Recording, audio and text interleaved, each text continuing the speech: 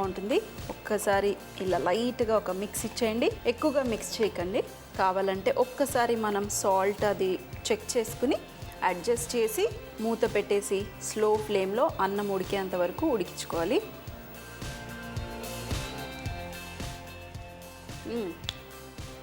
కొంచెం కారంగా ఉంది, అంటే మరీ కారం లేదు, పర్ఫెక్ట్గా ఉంది.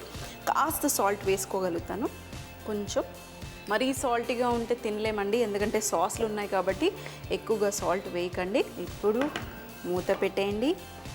మూత పెట్టేసి స్లో ఫ్లేమ్లో అన్నం ఉడికేంత వరకు ఉడికిచ్చేసేయండి.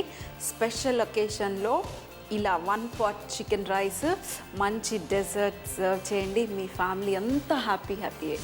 చూడండి, నీళ్ళన్నీ ఇంకిపోయి రైస్ కుక్ అయినట్టే. నేను స్లో ఫ్లేమ్ పెట్టుకున్నాను. ఉడికింది రైస్. ఇంకాస్త మీరు ఈ రైస్ కొంచెం ఆ స్టిక్కీనెస్గా ఉంటుంది. అలాగే చికెన్ కలర్ చెప్పాను కదా, బ్రౌన్ కలర్ ఉంటుందని, ఇలాగే ఉంటుంది. చికెన్ కూడా ఉడికిపోయింది. నేను ఎప్పుడు చికెన్ మ్యారినేట్ చేసి పెడతాను, సో అందుకనే ఇలాంటి డిషెస్కి ఫాస్ట్గా చికెన్ ఉడికిపోతుంది. ఇప్పుడు మూత పెట్టేసి 1 నిమిషం పాటు చాలా స్లో ఫ్లేమ్లో మనము ఉడికించుకుంటే మొత్తం ఇంకొంచెం ఆ నీళ్ళు ఏవైతే ఉన్నాయో అవి కూడా ఇంకిపోయి, అప్పుడు మీరు స్టవ్ ఆఫ్ చేసేసి ఒక 5 నిమిషాలు అలాగే రెస్ట్ చేసి ఆ తర్వాత సర్వ్ చేయండి. Super yummy tasty 1 pot chicken rice enjoy చేయొచ్చు.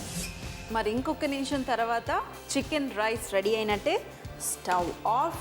మరొక 5 నిమిషాలు మూత పెట్టి అలాగే రెస్ట్ చేసి ఆ తర్వాత ఓపెన్ చేసేసి తినటమే. మరి మరొక 5 నిమిషాల తర్వాత మన రైస్ రెడీ. లాస్ట్లో చెప్పాను కదా, కొంచెం స్ప్రింగ్ ఆనియన్ వేసుకుంటే ఆ డిష్ ఇంకా పర్ఫెక్టే.